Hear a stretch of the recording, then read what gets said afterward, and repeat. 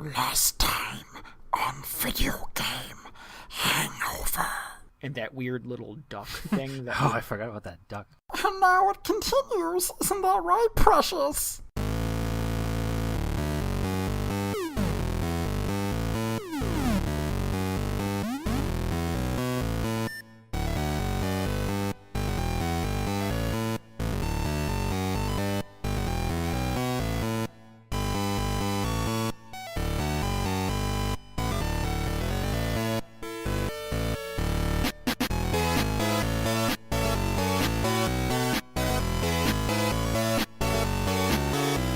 Hello and welcome to Video Game Hangover.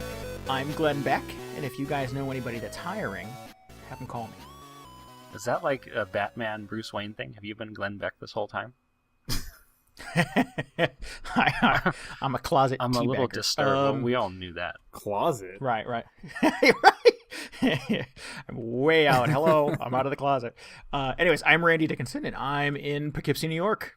I am DJ Ross, coming to you from Mountain View, California, and I'm crossing off an item on my bucket list today because I am on Kotaku.com. Yes, congratulations on that. That was pretty sweet. I got my got a video I did in cahoots with the Game Station up there today, and I'll put a link in the show notes. But check it out if you're bored and if you're bored for exactly 1 minute, should be perfect. And this is Paul Sandu. I'm in Dallas, Texas, and I hate cute roulette. Well, Hate or love? I think I love it a little too much. I think For those who don't know, Paul, will you explain what cute roulette is for the? Yeah, it's this website that you showed me about 35 hours ago, and we've just been watching YouTube videos of cute animals for the last 35 hours. That's why the show is so delayed. So blame Randy. For those of you asking, we actually started recording this on Monday, but then we just watched cute roulette videos until now. We just been watching kittens fall asleep and puppies eat watermelons and all that. Right, exactly. And thus we got to Thursday night. And just beware Ninja Cat. Ninja Cat, he's behind you. Watch out. Or just around the corner. Can you tell it's late? I can. Anyway, on this week's show. Before we begin, in case you don't stick around to the end of the show, it somehow slipped my mind to mention last week that we've got our fancy new theme music, courtesy of composer extraordinaire Magnus Paulsen, better known as Soul Eye, who did the soundtrack for V, which was one of my favorite games from last year.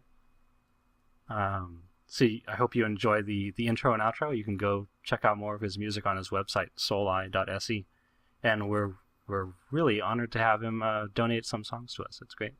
Yeah, totally. Very cool stuff. He's a listener to the show, too, isn't he? He may or may not be a listener. Yeah. Cannot confirm or deny, huh? Right. That's right. We're broadcast all the way over in Sweden. You can pick us up on the Swedish airwaves. Yeah.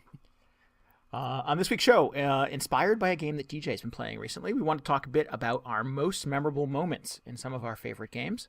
Paul and I have actually been playing the same game recently, and that inspired a second of this week's topics. We'll spend some time discussing the use of morality and choices in video games.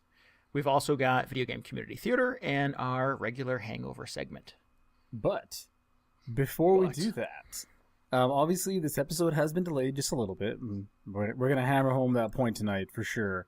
But as you may or may not know, we did have this awesome free Raymond contest that was going on. And I just want to give it a quick congrats to listener Matt Kernan for winning this goodie bag from PAX East that Randy donated and his $20 gift card to Amazon. Yay! This was a pretty bitchin' prize pack, and it was pretty nice that a longtime listener like Matt won it. So I'm very happy to see that he's happy with his gift card. And apparently Excellent. He did not buy food with the gift card, which I think is great because it's basically him showing that he's got his priorities straight. So congratulations, Matt. Good job.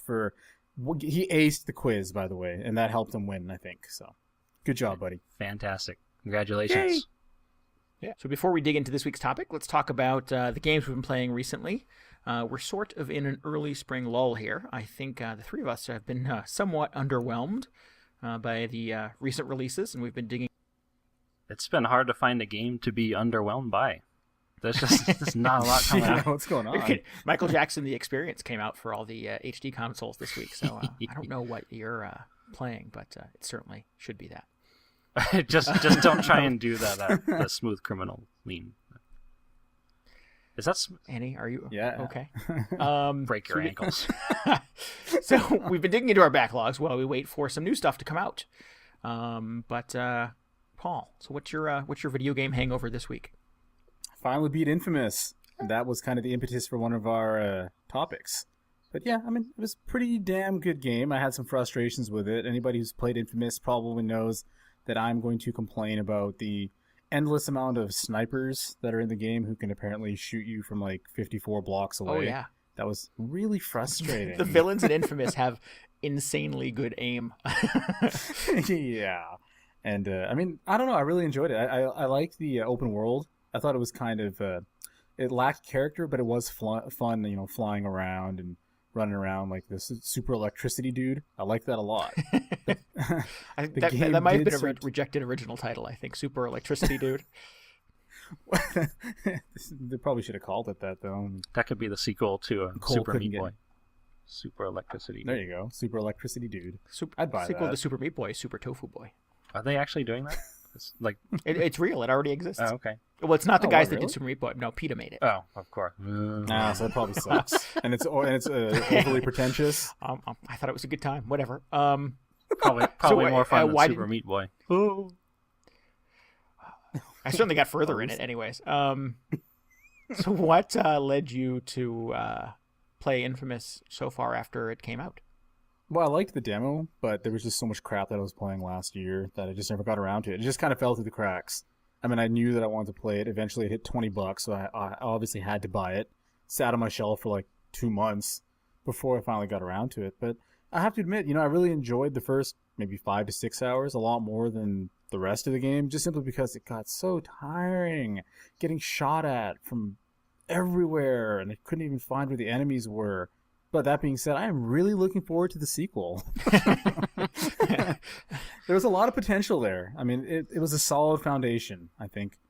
Sucker Punch, they did a good job. Good solid foundation to it, but it is definitely flawed for sure. But I liked it quite a bit. Yeah, I've also been playing Infamous. I played it when it first came out. I was totally sold on it at the time. They got my $60. I played through it. You can chart sort of two paths in the game. You can be sort of make all these sort of good positive choices and be a kind of a superhero, or you can be you can make sort of negative choices and become sort of a villain kind of character. And the first time I played it, when I first got the game, I played as a good guy. I made all the good choices and got all those power-ups and stuff like that. And each sort of path has a separate group of missions you accept, and it has a separate group of power-ups. So I sort of only felt like I played half of the game when I first played it. So in this lull, in the days marching up to Infamous 2 coming out, I decided I would play through it again and go for my my evil playthrough. And I'm finding it's not significantly different. It's we'll get into that in a bit. Right. I mean, it's cool because I haven't played the game in 3+ years at this point, so I'm sort of finding that I'm reminding myself of what I used to enjoy about Infamous and why I thought it was great. And certainly you do get to a point after you've unlocked enough powers and you've sort of leveled up your powers where you do feel like a pretty significant badass. You're really just sort of like walking down the street with ropes of electricity coming out of your hands and bad guys flying all over the place. But see, I really never felt like a super badass because I kept getting shot at from guys that were across the city. It was like, yeah, man. They're very persistent.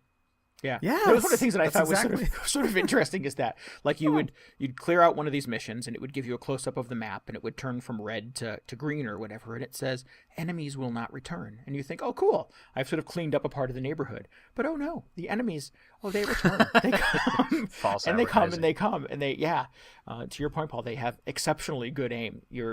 I spent a lot of that game just sort of spinning around going, where the fuck is the shooting coming from? I've only played the demo of this, so it was like half an hour, but I still got that the constant sniper picking at you. It's like, stop it, I'm trying to play a game here. It's like, it's quite telling that one of the perks that they put in the game is that you can basically unlock it so there's no enemies in the area. It's kind of weird because you'd think that the entire point of the game would be to kill enemies, and yet the developers, they kind of knew, I guess, that you're gonna get tired of these guys, so we'll give you the option to just have them never spawn again. Turn on this cheat if you're sick of playing this game. But I like it. I like the characters. I like the graphic novel sort of style of the cutscenes. That was good. I thought that was really well done. I got a little. The story sucked though. It's not really a story. It's more of a scenario. It's really sort of I like. suppose. Yeah, I think they're with the sequel. Certainly, the stuff that I've heard about the sequel, they're trying to sort of build a universe and a mythology, and trying to do a little more with the characters. I hope so. Me too, which is cool. But certainly, as far as the original game goes, it's a bit slight. But for my money, there's certainly enough money there. I'm sorry, for my money, there's certainly enough fun there to go all the way through it. You played to the end, right? Oh yeah, no. Here's the thing. I'm gonna bitch about that game, but I had a good time, and I am looking forward to the sequel because I saw enough potential in there that that's when the problems, they stood out a lot more. I'm like, if only they had just fixed this little problem, this game could have been super amazing. Yeah. That's all it is. I mean, I'm just really choosing to hone in on some of the flaws that I found in the game, but I had a good time. I mean, the story was kind of crappy, but I did enjoy the end. The ending of the story was quite good. And it was almost like this was kind of like things are just getting started, and that's why I have a lot of hope for the second one. It's like, all right, I can understand you had a few stumbles along the way, for this game, but I expect a huge improvement for the second one because you have a lot of potential. I zoned out for a minute. Are we talking about Mass Effect 2 now? Oh no, God, please no. We're still talking about Infamous. There's the beta for, I guess the sequel Infamous 2 has sort of a design your own level feature. Yeah, I heard about that. A la Little Big Planet. That seems kind of surprising. I mean, it doesn't seem like the sort of game where that would be an obvious choice to include. Right. It was surprising to me. I think one of the comments I read online is somebody was sort of saying this sort of came out of nowhere. And it's obviously, I think, on some level, an attempt by Sucker Punch to sort of create a metagame where much like Little Big Planet, the game comes sort of preloaded with its own adventure, but beyond that, folks can sort of take the tools and create their own. I mean, the city sort of exists, so why not give people the option to try to create new objectives and stuff like that. One of the videos I saw was whoever created the level made like a Space Invaders, where you had to sort of climb to the top of a roof and use your little hand lightning bolt to shoot down the Space Invaders over the top of the building. That's excellent. Yeah, it was really cool. And every now and then a big ship would come through and sort of block your path and stuff. It was really well done. So what I've heard from folks that have gotten into the beta, unfortunately, I did not, was that everything sort of feels tighter. Everything controls better. All the powers feel sort of zesty and robust. And you don't ever sort of run into weird little moments where it's sort of like, okay, so like I have all the power in the world and I'm the master of electricity, but I can't hop over a chain link fence, which is one of the odd limitations in the first Infamous, is that you would eventually run into an area that was cordoned off by a chain link fence and you could not get through it, or around it, or over it.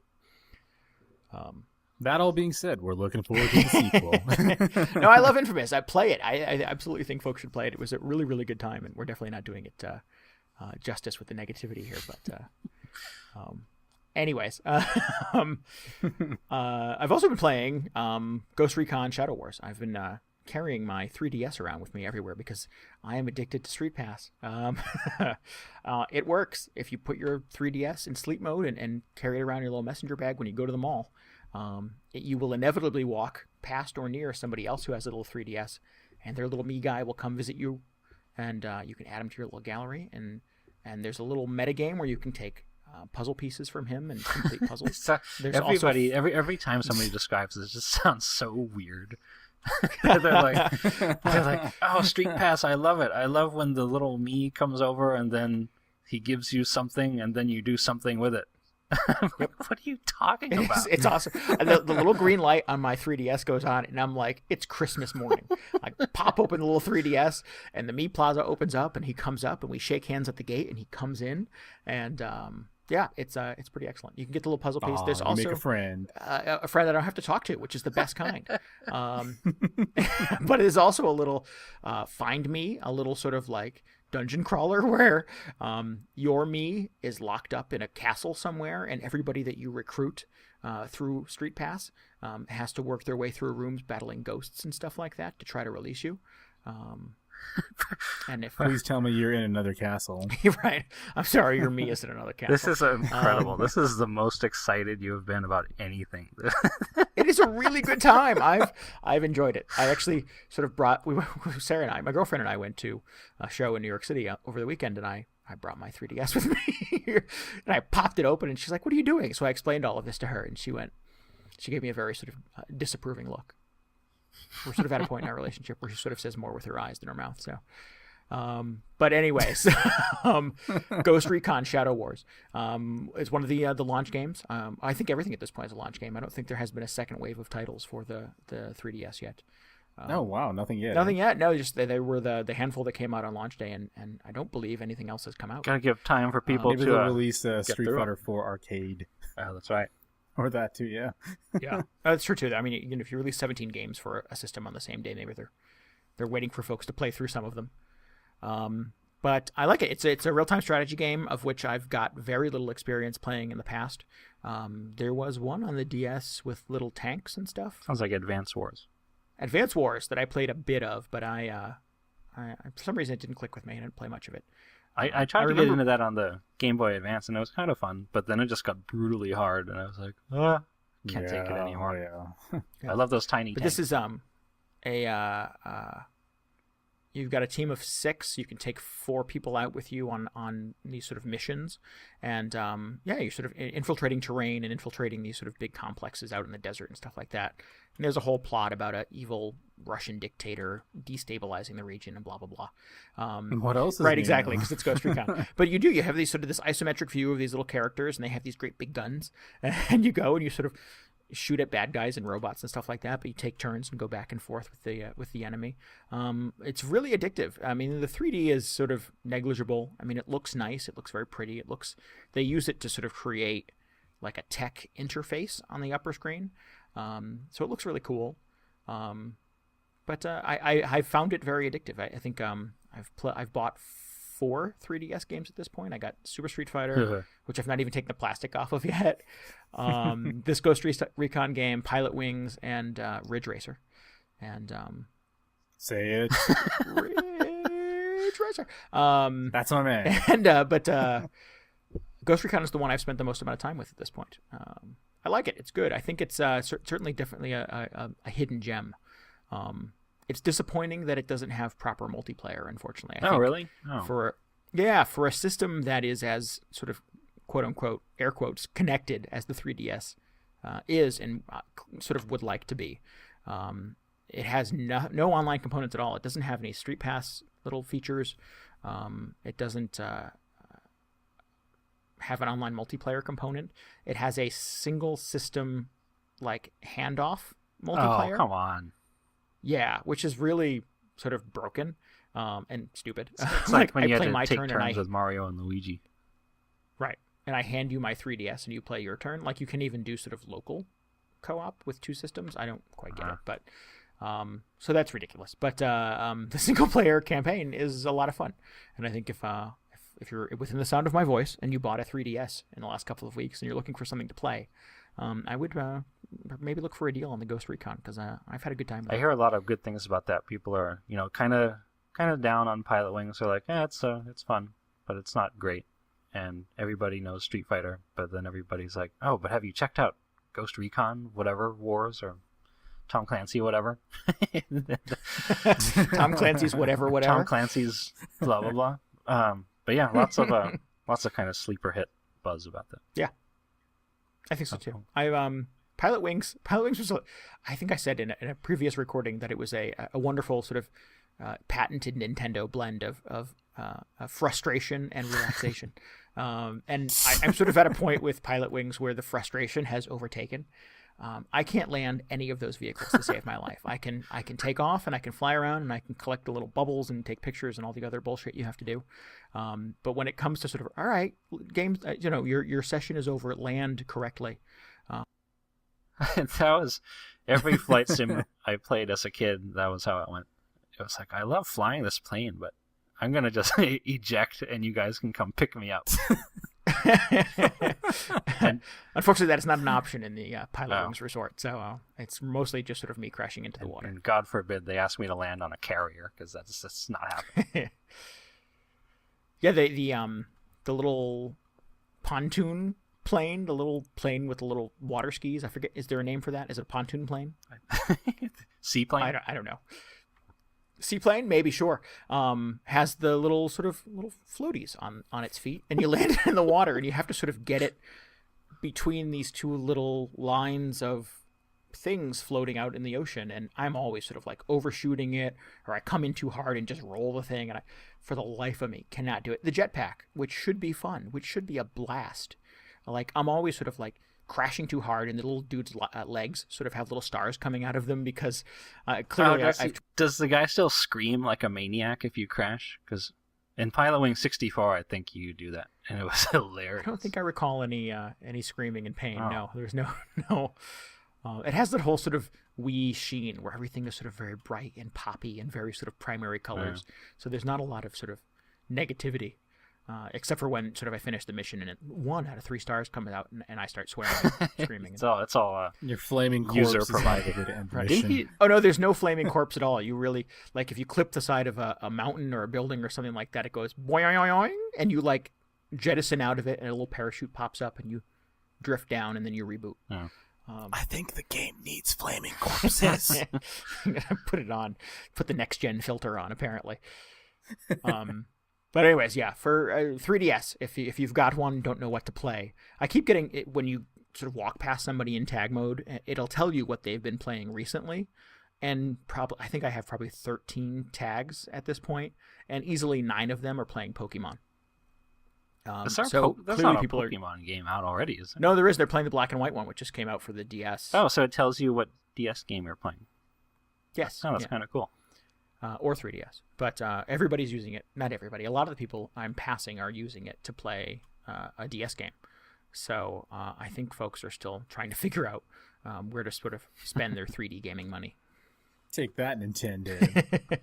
It works for them because they're getting their pesos no matter what. Yeah, they win either way. Good job, Nintendo.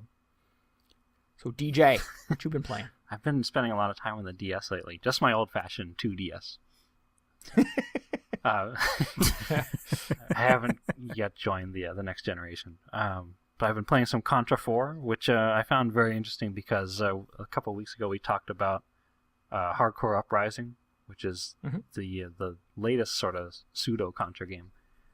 And I hadn't played Contra 4 prior to this, so it's real interesting going back and just seeing how it compares, because Hardcore Uprising was sort of billed as not really Contra. I mean, it doesn't use the Contra name, and they're sort of trying to develop it into its own series, I guess.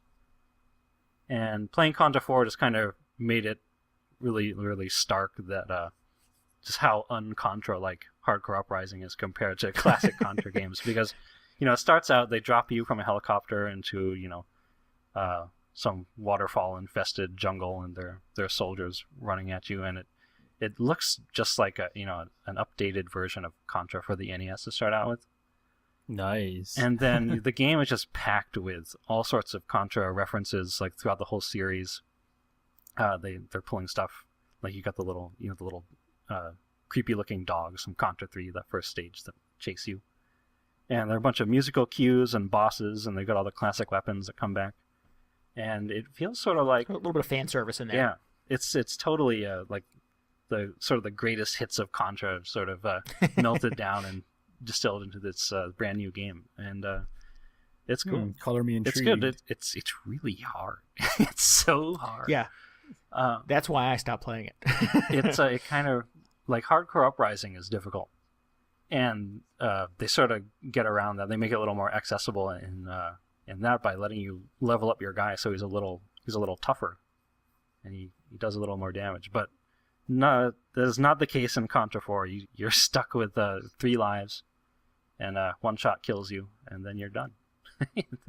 It's an unforgiving experience. And back to the start to try again. Right? Yeah, exactly. You got like 3 or 4 continues, but then that's it. I traded that game in, I think, shortly after it came out because I had sort of fond memories of playing Contra on the NES. It was one of the first video games I played on a home console. And I'm like, oh, Contra 4, it's getting semi-good reviews. It'll sort of stoke whatever that fire that was back in the day. And no, it's just way beyond my level of ability as a gamer. I just do not have the patience to sit through that. Well, so another interesting thing about it is it's got 40 challenge levels, and what those are is that they sort of take a section of a Contra stage, and they make you run through it either like within a certain time limit, or they make you, what else do they do? They give you a special weapon that you're forced to use, or there's actually one mode that limits your ammo, which is sort of like mind-blowing for a Contra game, right? Wow, yeah. But yeah, they break it down in all these challenges, which makes it a little easier to tackle, like one at a time, because you're only, tasked with getting through this one section. And those also started out as being just insurmountable. But after playing it for a while, I was able to get through a bunch of them, and it was actually a really good time. It gives you a much more immediate sense of gratification just finishing off these challenges, sort of checking them off your list. Does it have multiplayer? It does. I don't think it does for the challenges, but you can go through the entire campaign. Yeah, campaign. 2-player. Nice, awesome. So that's great if you're in the mood for a difficult game, and you're on the go and you can't play Hardcore Uprising. I think I may have. It's been out for a little while at this point too. I think it's a couple years old. Reasonable. But check it out. I think it's by a Western dev, and they're clearly huge Contra fans because there's a little bonus art gallery included. And all the little comments are like Contra references, and they're goofy, and they're talking about how Contra is the manliest video game series ever. And it had Rambo and Arnold Schwarzenegger in it, so it had to be manly. Did. Yeah, right on the box. So awesome. The best part, semi-spoiler, if you consider there to be spoilers for a Contra game, you can actually unlock the characters from Contra 3 to play as, and it's hysterical because they have their own catchphrases now, and it's just ridiculous. I'm not going to ruin it. But check it out if you're a Contra fan. Very nice. And then on the complete opposite end of the spectrum, totally the other end of the spectrum. I was playing some of 999, which is 9 hours, 9 persons, 9 doors. I think that's right. I believe that's right. I think Randy talked about this briefly a few episodes ago, but it's basically a visual novel for the DS. So, and what that means, if you're not familiar, is it's been a traditionally Japanese genre. It's mostly storyline. So these characters, they just talk a lot, and you read about and it's basically like reading a book, and then occasionally there's a puzzle you have to solve, or you in this case you pick whether you want to go through door number 1 or door number 2 or something like that. So this is a pretty new experience for me, and it took me a little while to get into because it starts up kind of slow, and it is very like I said, for the most part you're just reading, and that the plot is kind of esoteric to begin with. But eventually it grew on me, and by the end of it I was just totally blown away. The story just unfolds, and it's one of the most complex stories I've run into in a game. And then at the end of it, I was totally getting a sort of a Christopher Nolan Inception or the Prestige vibe from it. It's just I was just imagining, like, okay, as soon as I finish this, I got to go back and do this again, and pay attention to what's going on, and see if the stuff I know now, how that affects everything. Well, I mean, kind of piqued my interest. It's really good. It really took me by surprise at the end. And not playing any visual novels before, I'm not as familiar with the sort of tropes that go along with them. But I was reading up on a little bit after I finished it, and it seems like it incorporates a lot of them pretty well into the storyline and also the gameplay, which is probably kind of difficult to understand just hearing me talk about it. But if you give it a shot, I think you'll put it together, and it's real cool. I definitely want to try this now. I was not sold. I and I certainly didn't get through it, so I can't comment on the end game by any means. So I'm not clear on the way that it all sort of came together, but I think I probably put 2 hours maybe into it, and it really just sort of felt aimless to me, and I really just got tired of reading. I think when it was sort of presented as a visual novel, I think I sort of got the impression that it was going to be like Hotel Dusk, which is sort of text heavy, and you have to hold your DS like a book. So it sort of feels like a novel. So I think maybe I sort of confused genres or concepts anyways. But it is quite dense with text and dialogue. And it's just sort of static images of characters with their mouths animated and moving, right? Pretty much, yeah. It is pretty similar to Hotel Dusk, I think. Oh, I didn't really think so. I was like into Hotel Dusk, and that's what sets 999 just did not connect for me at the beginning. I'm impressed that you liked the finale as much as you did. So I will definitely have to pick up where I left off and try to hammer. Well, so here's the thing. So here's my caveat to anyone who's going out to play this. Most visual novels, apparently, it's got all these multiple paths through the storyline and all these multiple endings, and you end up like the first time, unless you're incredibly lucky, you're probably going to end up with one of the bad endings where just your character gets like murdered horribly.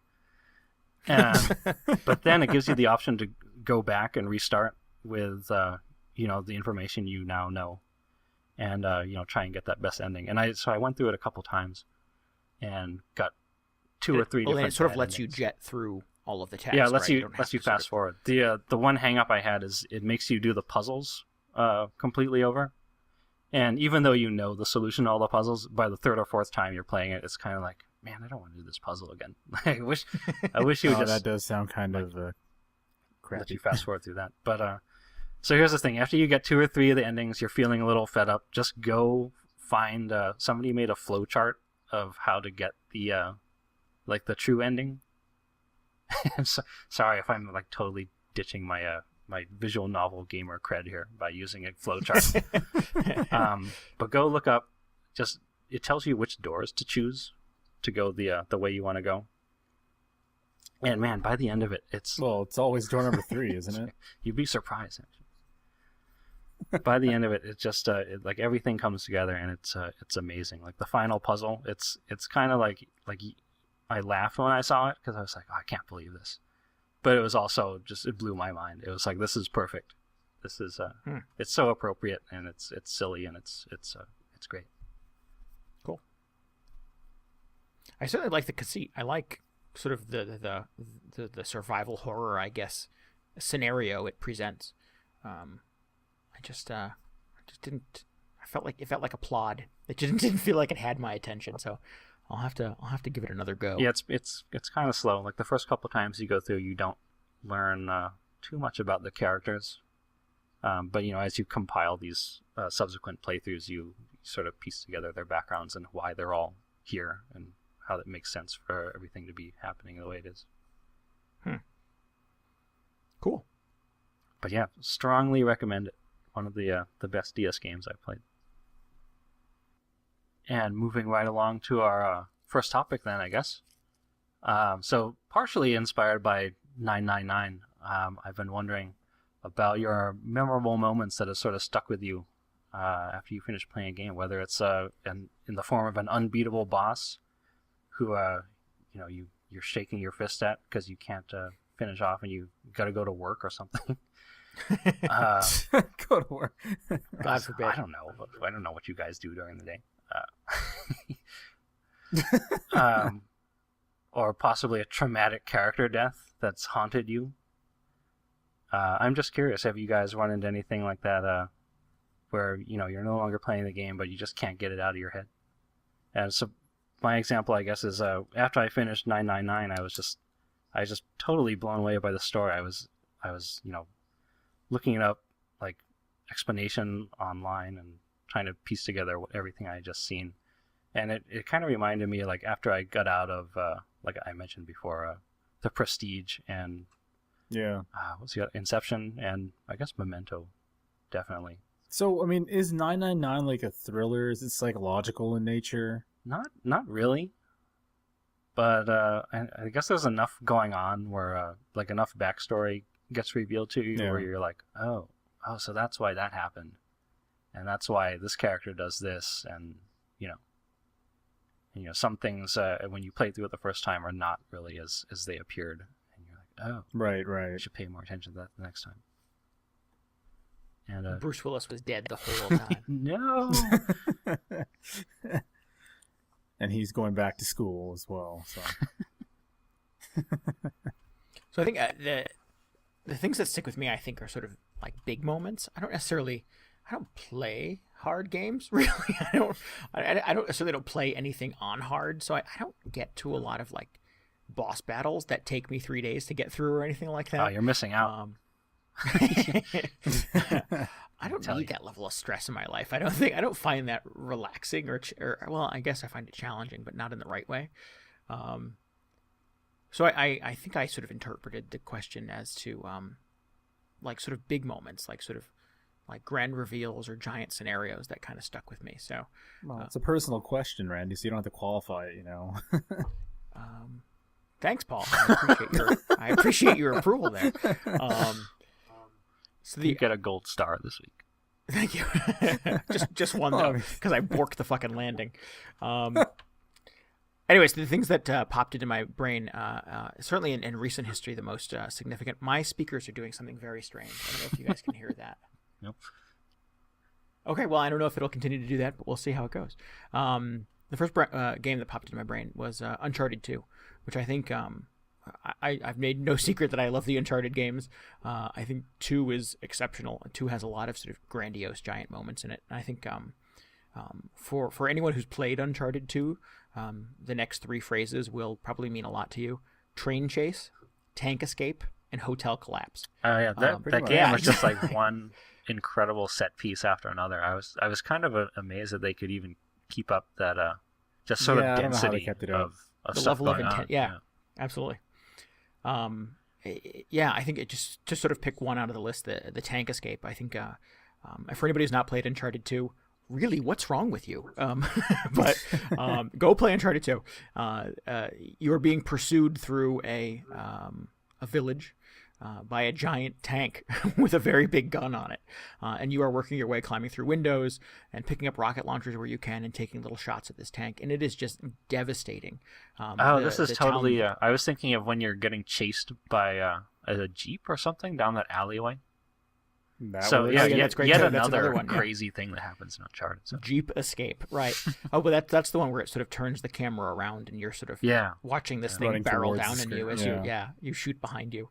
That's really good. Yeah, but the tank escape is you're crawling through windows and up fire escapes and over rooftops, just trying to take shots at this brutal, nasty tank that will not stop coming after you. It's brilliant. And it took a number of tries to get through. It was challenging, I guess, sort of in that regard. But just in terms of sort of getting to the end and going, I sort of can't believe I escaped that. It was pretty great. Hotel collapse is another where you're sort of climbing to the top of a skyscraper, which is an old blown up sort of hotel, and a group of helicopters descend upon you and take out the base of the hotel. So you're sort of shooting at bad guys as the building is coming down around you, and you. I guess I won't give away the end, just in case somebody hasn't played it and would like to enjoy it for the first time. But there is sort of a relentlessness and a level of intensity that game is just defined by. There's nary a dull moment anywhere in it, and when they are, they're very sort of calculated and natural and realistic. But my personal favorite moment in Uncharted 2, though, is when what's his face, Tenzin. I think that's the when he throws the hook. Yeah, so he throws the hook. That was my favorite moment in that game. I was just dying. That's excellent. Yeah, that was good stuff. He did it. There's another one that's sort of in recent memory that has sort of big moments like that, I think, is Dead Space 2. And that is probably too recent for me to sort of get super spoilerific on. But Tram Ride and Space Launch are the 4 words that I have written in my notes. And for anybody who's played Dead Space 2, you probably know what I mean. I like just the phrase space launch. I think that would be an awesome game on its own. I think you are the spaceship in the launch, so it's pretty awesome. I support Space Launch. And I think sort of one of the big sort of historical ones that I certainly remember anyways is playing through Half-Life 2. And you are sort of teased quite a bit up to this point by Striders, these sort of great big giant sort of three-legged sort of warships that stomp around the environment. It's very War of the Worlds. Yeah, well, that's true. That's a good point too. And in a lot of ways, you sort of see them in the distance. You see them sort of walking away from you in the city or in the perimeters and stuff like that. Or they walk over you, and you're sort of overwhelmed by the size of them. And they're just giant in scope, and they're huge and creepy and hulking, anyways. But there is a point. It's I think that the chunk of the game is called Follow Freeman. And you're really sort of ducking from cover to cover, trying to escape the onslaught of these freaking Striders, and it's awesome. It's just massive because these giant things are in the air, just barraging you with bullets and mortar fire, and it's awesome and intense and huge and endlessly memorable. And you do at the end sort of feel like you survived along with Gordon Freeman. It's good stuff. You know what that makes me think of is just the foreshadowing that's done so well. But it really reminds me of every single Metal Gear Solid game. They hype up the brand new, the latest model of Metal Gear and how it's like the most badass killer robot they've ever made. And the whole game, I'm just like, God, I don't want to have to fight that Metal Gear. I really don't want to do it. But I'm also like, oh, but it's a Metal Gear game. I have to fight it. It wouldn't make any sense to have this thing in the game, but then I just go back to, God, I don't want to fight that Metal Gear. Yeah, that sense of dread that builds up throughout the entire game, yeah, for sure. Yeah, that build-up is amazing. Anyway. Also, I liked how in Metal Gear 4, how you got to fight Metal Gear versus Metal Gear. That was pretty amazing. That was incredible. It made up for the rest of Metal Gear 4. But anyway. Yeah. And so, yeah, between, I think, Half-Life 2 and Dead Space 2 and Uncharted 2, all sequels, are holding some of my most memorable moments in gaming, certainly from the last couple of years. Awesome. So you're not trying to say that the original sucked by any means, though? No, by no means. I mean, all three of those original games are great. Full disclosure, I've never played through Half-Life 1 all the way. No. I have it for... I got it on Steam. They must have had it on one of the Steam weekends for like $3 or something, and I snagged it, didn't I? 23 cents. Right, exactly. Like everything good on Steam. And I think I probably played 3 or 4 levels, but I'm no good with mouse and keyboard games at all. So I sort of lost my momentum there. Somebody's got to have made a controller patch for it. That's worth checking out. It may be a little dated at this point, but it was pretty solid. You dig in that, DJ. You get back to me. Okay, yeah. You tell me how to do it, and I will do it. Right. Okay. Anyway, while I'm not doing that, so I talked a little bit about how I was just obsessed with 999 Story after I had finished it. But the other thing that kept me up nights was way back in, God, when did this game even come out? Was it 98? GoldenEye for the N64? 97 or 98. Might have been late 97, early 98, something like that. Something like that, yeah. I was still in high school. But there was this one summer where I was You were, huh?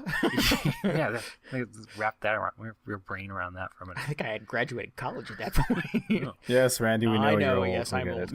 Carry on. Randy is 90 years old today, by the way. Happy birthday, Randy. Oh, thank you. I thought it was 688. 688 was the number that was quoted on the internet earlier, yeah. Plus or minus 600. Give or take 600 years. Anyways, moving on. For some reason, this one summer, I got into my head that I was going to get all the unlockable cheats in GoldenEye, which... Hell yeah. If you haven't done it, you unlock them by going through these levels in under the set time limit. And some of them are pretty manageable. Some of them are absurd. I remember that. Yeah. And specifically, the one that sticks out is the facility. Everybody knows the facility. Anybody who's played GoldenEye.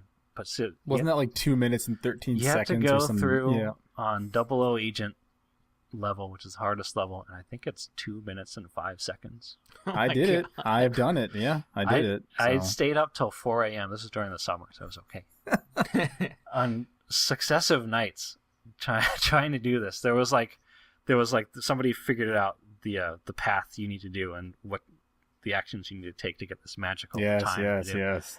And finally, after many sleepless nights, I did it. And I got in just under time, I think. The facility is your Everest. Right. Yeah. I think I only got through one of those before I decided there's no way I'm going to do this. Dam? The dam's probably the easier one, right? The dam, I think, was fairly easy. Like, all you have to do is just run through the end and jump off. God, I still remember. This is how obsessed I was. I recall having to sort of stop at some point and snipe somebody from very far away, and then, basically jump off the edge. Yeah, I remember the best part about that is that you have to wait for the door to open, and the whole time it's like the slowest door in the universe. You just hit the button, and you're like, come on! Open! Why can't it be like the doors on Star Trek? Yeah, right, if only. But yeah, after I thrown in the towel at 4 a.m. on the facility for another night, I was just like, I'm going to get up tomorrow, and I'm going to come right back to this. I'm going to get that cheat. So now, would you say that it haunts you to this day, or do you feel accomplished this day? I dominated that facility. You made it your bitch. That's one of my greatest gaming achievements, I think, is getting that facility cheat. Nice, man. That's awesome. I saw, when you asked this question, I'm like, there's a lot of different ways you can approach it. Like, I had a hard time with it for a few minutes, and I'm like, you know what? Then I started going down memory lane, and it's funny that you mentioned GoldenEye, because I have a couple of really, really vivid N64 era memories, and I think probably my most vivid and favorite competitive multiplayer moment ever was, I don't know, did you guys ever play Star Fox 64? A lot of people skipped it for whatever reason. I don't know why. I played it a little bit, yeah. Like, a lot of fans of the original Star Fox, for some reason, it just did not do very well. But if you ever played the competitive multiplayer for Star Fox 64, it was basically just dogfights. Very simple, but super, I don't know, enthralling. I mean, it was about as simple as it gets, but I remember this one time my friend and I... So just to clarify, that's when you put a fox and a dog into a ring and they fight each other? What? Actually, what the hell was Peppy? He was a rabbit, right? Right. Peppy Hare. And Slippy was yeah, that's right. And Slippy was a frog. Yes. Okay, good. It's all coming back to me now. I have a friend who, for some reason or another, just randomly throughout life, likes to go do a barrel roll. Oh, God. And everyone likes to do no idea what that was for many, many years. It finally was explained to me that it's from Star Fox. Oh, so you never played Star Fox? Never. 64? I've never played one. No. Oh, okay. Well, I mean, basically, it was pretty simple dogfighting multiplayer. But I remember there was this one time where my friend and I, it was my brother and our friend, the three of us were playing, and my brother was taken out of the round pretty damn fast. And then all of a sudden, my buddy Steve and I, we are basically running around or flying around the arena for felt like 20 minutes, which for a Star Fox 64 match is an eternity. And eventually I caught him doing a bad barrel roll, and I shot him, and I threw my hands up in the air, and I was gloating. And I was just yes, finally took you down, you son of a bitch. But what had happened is Steve's R-Wing, it was on fire and it was about to crash, but it actually crashed into me. So he ended up taking me out with his flaming R-Wing, and he ended up, I think it was a draw at the end. I'm not sure if he won or not, but I distinctly remember fighting for 20 minutes, shooting him down, feeling so good because I had survived just a sliver of life, and his flaming corpse basically crashed into it took me out. That's twice with the flaming corpses this episode. Yeah. I have to wonder if in Steve's version of the story he won. No. You should have seen how I was steering my R-Wing so it would crash into Paul. Right, exactly. But that was that was the best moment of a competitive multiplayer that I can ever think of. That's the perfect ending. The two of you are at a standstill for 20 minutes and you both lose or you both win, depending on how you look at it. That was just perfect. Well, those are always the best, like when it's just a total fluke and either you both get killed or something just explodes for no reason. It's just like, I can't believe that just happened. Yeah, explosions are fun, definitely. Man, I have to say, my most memorable, frustrating experience, because we all know that sometimes games get the best of us, and we all we all have those controller throwing moments, and for me, it was either Battletoads level 3 or the fucking. I laugh because I know we've talked about that before. Yeah. I mean, anyone who's played Battletoads, level 3, that's all that needs to be said. The bikes. And then, of course, the fucking birds in Ninja Gaiden for the NES, they were a pain in the ass. That game really stuck in my craw. But then, of course, I do have, memories of actually beating those super tough games. I don't know if anyone's played Super Smash TV for the Super Nintendo. That game is rough. I definitely did not beat that. Yeah. See, did you give it a lot of tries, or did you just kind of give up and move on to another game? I think I played that in the arcade, so I didn't want to. I would have had to keep putting money into it, and at some point I was just like, "Okay, I give up. You win." Yeah, I only remember ever playing a Smash TV game in the arcade. Oh, really? Yeah. I vaguely remember the arcade version. I'm pretty sure it was a little bit different than the Super Nintendo version. I don't know if the level design was the same, and it was just the graphics were dumbed down or whatever. I don't remember, but I know that the difficulty on the Super Nintendo version was just out of this world. I mean, recently I tried to play it last year and couldn't even pass the first level. But, man, I must have been, 14 or 15 years old, and a friend was sleeping over for the weekend, and we decided, okay, we are going to beat this game tonight. And after what felt like 9 hours of just banging our heads against the wall, what happened is all of a sudden we entered the zone. I think it was because we were just so fucking tired. We just stopped caring. We just stopped paying attention, and all of a sudden we were just on autopilot. And it's funny because I haven't talked to this guy. I'm like, I haven't talked to this guy since high school. But I remember we were reminiscing about it in high school about that night that we beat Smash TV, and it's kind of funny because we both recalled the same thing. We were both so tired, we stopped paying attention, and we just stopped thinking. Basically, our hands were just moving, and we were just staring at the screen. And somehow, we both became so dialed in that we weren't even looking at our little dudes on the screen. We were just staring at the entire screen and somehow dodging every bullet that was coming our way for 2.5 hours or however long it took us to beat the game, and we just beat the game on autopilot. It was amazing, and I don't even remember anything about the game except that we somehow beat it without thinking. You just woke up the next morning and it said, "Congratulations, you win" on the TV.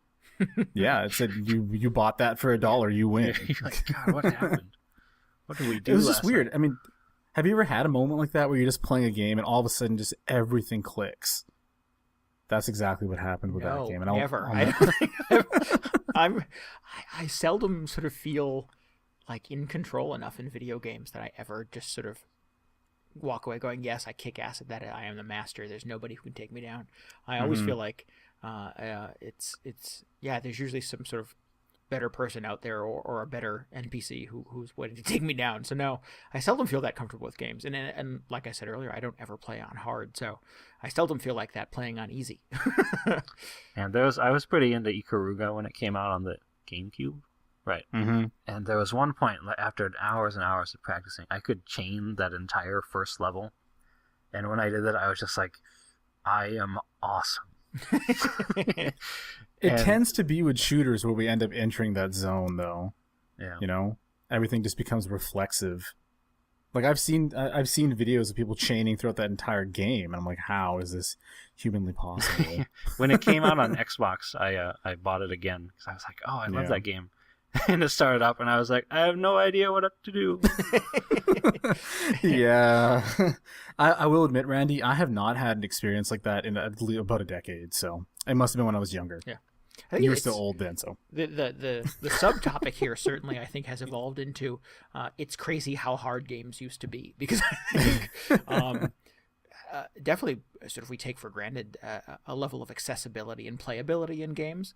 Oh, yeah, definitely. And I think a lot of the hardness and the difficulty anyways that was present in old games was not necessarily sort of because the difficulty slider was on the high end, but it was because of sort of the limitations of the controller, limitations of what you could convey on the screen. And sometimes just these enemies were just way too punishing.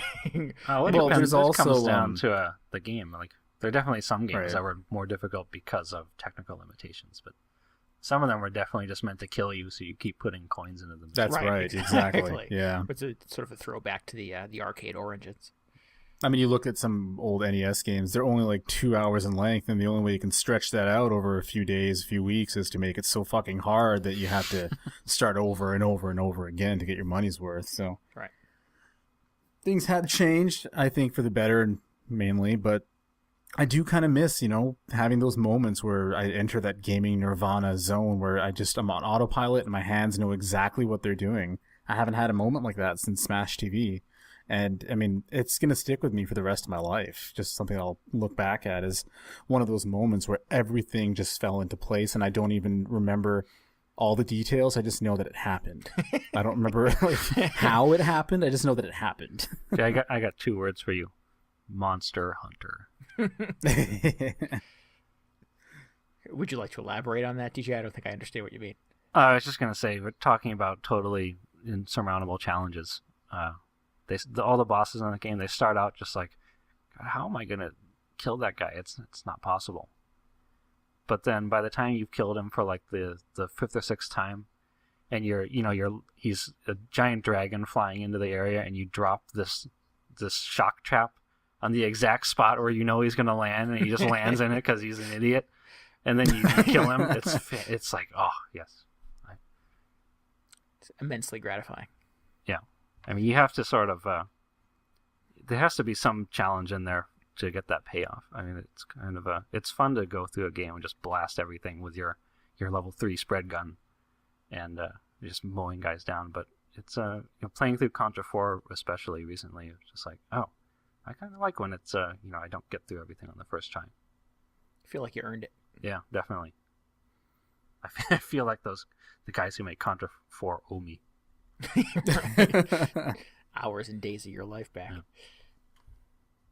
Cool. Well, thank you for DJ for bringing that up. That was a good one. Digging into the data banks there. I got some good little stories there. Yeah. So let's take a quick break, I think, at this point for another riveting episode of Video Game Community Theater.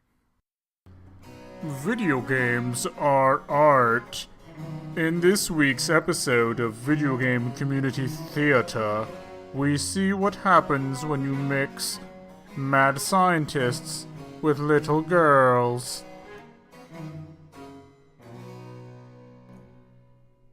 Well, I've reviewed your chart, little girl. The bad news is we're going to have to remove your brain, strap it in an armored battle tank, and make it shoot down innocent civilians with its concentrated psychic death beam. I'm gonna kill you so much. The good news is that your insurance should cover the whole thing, so... Hey, is it getting warm in here? No, I'm just trying to set you on fire through this stupid hat. What a delightfully mean little brain you have. Just what we want. Here, do me a favor. Tell me if this smells like your doom! I can't smell anything. Curses! You're a stubborn little ball of phlegm, ain't ya? Well, that head cold won't protect you forever, little girl. And when it's gone, you'll be sneezing a different tune. A tune in the key of brains! Ha ha ha ha ha! Thanks for joining us for this episode of Video Game Community Theater. And we're back. All right. Hope you all enjoyed that. And I did. Okay. I loved it. I'm glad we're at a point with Video Game Community Theater where we're actually doing segments for games that I've played. Because all of the Resident Evil and crazy Japanese fighting game stuff, I have no clue what's going on. So I think we finally found the role that I was born to play. Oh, definitely. Yeah, absolutely. Your Oscar is in the mail, sir. Thank you very much. I'd like to thank God and the Academy. Honestly, I'm a little ashamed to admit that I haven't played Psychonauts. It's sitting in my Steam library. But when I play it, I'm going to be disappointed that dude doesn't sound like you, Randy. I feel like, oh, Randy did this so much better. Right, so much better. Somebody needs to get me the Double Fine's home phone number. Yeah, someone get Tim Schafer on the line Get him here. on the line. I can do a quick little 2-minute evil scientist for him and change the entire course of my career. That would be amazing. I think so. Anyways. It's late. Forgive us. Moving on to our second topic. the tough decisions. So partially, They're so tough. brought on by sort of Paul complaining about Infamous to me earlier, got me thinking about how this seems like a recent trend in games that presents players with decisions, like branching decisions. And I guess it's not a new trend to have decisions in games. Like there've been tons of games where you pick, do I want to go to stage 2 or I could go to stage 3? Which warp zone pipe do you want to take? Exactly. Right. That's a tough one. Yeah. If you ever really think about it, every game is a series of decisions. So right. I think decision making in games is not new, but just sort of the recent trend though is it's to sort of tie it in to these moral questions. So yes. talking about games like BioShock, Mass Effect, or any BioWare game of late, and of course Infamous. And so I'm just wondering, is this something you guys want in your games? You want to be faced with these moral dilemmas when you're shooting guys with light? Yes. Okay, that was good. Good night, everyone. Good night. Thank you. Thanks for coming. Debate resolved. I think no. I think just sort of from my perspective, I don't need it. Well, I certainly don't need it, but I do enjoy it. I don't want it in every single game. Right. I mean, obviously we're going to get into that, but I do enjoy it when it's done properly, and I think that we've kind of been stuck in neutral for this specific the moral alignment systems that have been put in games. I think that hasn't really evolved in the last few years, but I do like it. Well, I mean, you can only kill so many guys in a game before you're sort of not the good guy anymore. So I think sort of morality should be present in all of those decisions to a certain degree. But I mean, if you're getting bonus points for headshots and you're the hero, that's a different kind of story, obviously. But I think I think the morality stuff sort of factors into a lot of the types of games that I don't necessarily play, that don't really resonate with me. I think the ones that sort of pop into my brain, obviously, are the Mass Effects and the Fallouts. I think Fable is another element of that. I tried to play Fable. I could not get into it. But a lot of that is choice after choice. It does tend to be in RPGs a lot. Right. And I don't have a lot of experience with RPGs, so it's hard for me to sort of comment to that degree anyways. But I think there are games that have done it and have done it well and have not sacrificed, I think, story or character to implement it. I think sort of a recent memory for me is BioShock. You are sort of faced with the dilemma of these little sisters, these basically sort of little, 8 or 9-year-old girls hidden throughout the game that are protected by the big daddies. And you get the choice after sort of liberating them from a big daddy of letting them go or killing them, essentially.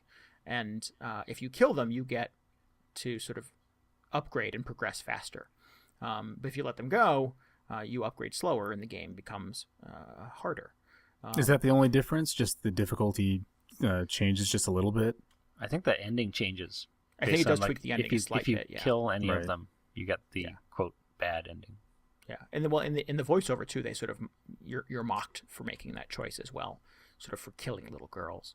The weirdest part about that is so in BioShock anyway. So you get the when you decide to kill one of the little sisters, you get that immediate bonus of whatever energy they give you.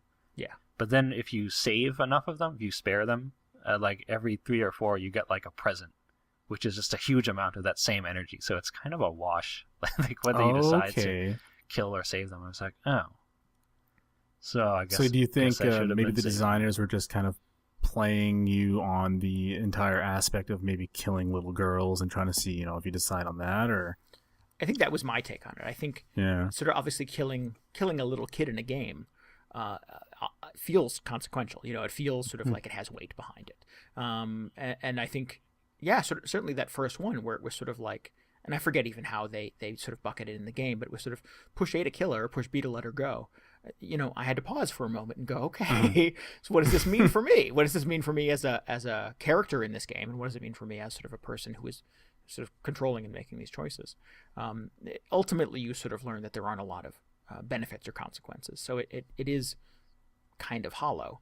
But certainly every time you sort of, twist open one of the little sisters and twist open? Yeah, you do kind of sort of like grab their head and suck the energy out of them. Oh man. Wow. I don't think I ever killed one. That sounds graphic. It's surprising. I don't know if it's necessarily graphic, but you're sort of like, oh, I don't know if I feel good about that. I think to that end too, I think one of the other things that sort of came out of BioShock for me is the big daddies, are these sort of big lumbering robots, these big massive sort of medical experiments that have a giant drill for an arm, basically leave you alone. Unless you start taking shots at them, unless you start trying to kill them. And they really only Are come you after sure you. about that? Because I'm pretty sure one of them just started taking pot shots at me. I think he might have just been having a bad day. I don't know. Okay, maybe I'm misremembering it. But I remember sort of feeling weird about killing the big daddies too, because they really, like, sort of thought, well, he didn't really do anything to me. Right. And one way of looking at it is really sort of everybody that's sort of trapped in Rapture, everybody that is under the sea there is a victim. Everybody is sort of the unfortunate side effect of an experiment gone wrong. So even though they're sort of coming after you and really just trying to rip you apart, you do sort of feel bad because they are just sort of citizens who sort of made a bad choice.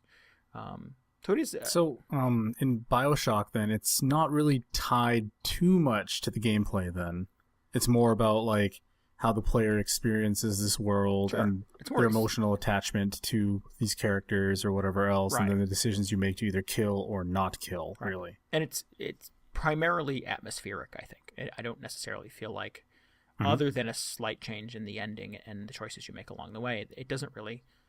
You don't end up on a different path. You don't ultimately become a bad guy versus a good guy or anything like that.